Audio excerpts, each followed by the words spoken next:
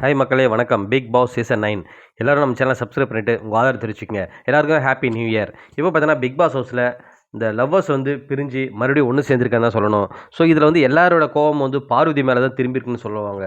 ஏன்னு பார்த்தீங்கன்னா ஹவுஸ்மேட்ஸ் எல்லாருமே பார்வதிக்கு அந்த இன்சிடெண்ட்டில் சப்போர்ட் பண்ணாங்க, கமருதீன் பண்ண வேலையால். இப்போ மறுபடியும் போயிட்டு பேசி அவங்க கூட பேச்சப் பண்ணதால் உண்மையாகவே எல்லா ஹவுஸ்மேட்ஸுமே ரொம்ப கோவத்தில் இருக்காங்க. அதில் முக்கியமாக சாண்ட்ரா பற்றி கமருதீன் அப்படி சொல்லும்போது பார்வதி பக்கத்துலேயே உட்காந்தது அவங்க வெறுப்பு தான் சம்பாதிச்சது. ஸோ அது மட்டும் இல்லை, பார்வதியோட ஃபேன்ஸ் எல்லாருக்குமே உண்மையாகவே கொஞ்சம் கடுப்பில் தான் இருக்காங்கன்னு சொல்லணும் பார்வதி மேலே.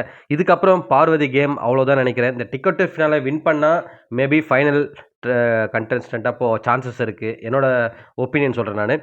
ஸோ அது வின் பண்ணலைன்னா மேக்ஸிமம் எவிக்ட் ஆக தான் சான்ஸ் இருக்குது. அவங்க இந்த வாரமோ இல்லை மிட் வீக்கோ ஏதோ எவிக்ட் ஆக சான்ஸ். ஏன்னா இப்போ ஓட்டு பார்த்தினா கண்டிப்பாக ஆட்டோமேட்டிக்காக குறைய ஆரம்பிச்சிடும். ஏன்னா அவங்க இந்த கேம் இப்போ ஆடுற டர்ட்டி கேம் கண்டிப்பாக பிடிக்கல யாருக்குமே மக்களுக்கு.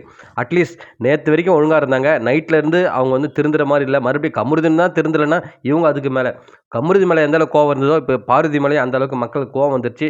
ஸோ என்னோட பாயிண்ட் ஆஃப் வியூ பார்க்கும்போது கண்டிப்பாக பார்வதியோட கேம் இதோட ஓவர் தான் நினைக்கிறேன். ஸோ இதுக்கப்புறம் அவங்க மறுபடியும் பிரிஞ்சாலுமே யாரும் நம்பவும் மாட்டாங்க. ஸோ எதாவது இஷ்யூஸ் கமருதீன் வந்தாலுமே யாரும் சப்போர்ட்டும் பண்ண மாட்டாங்க.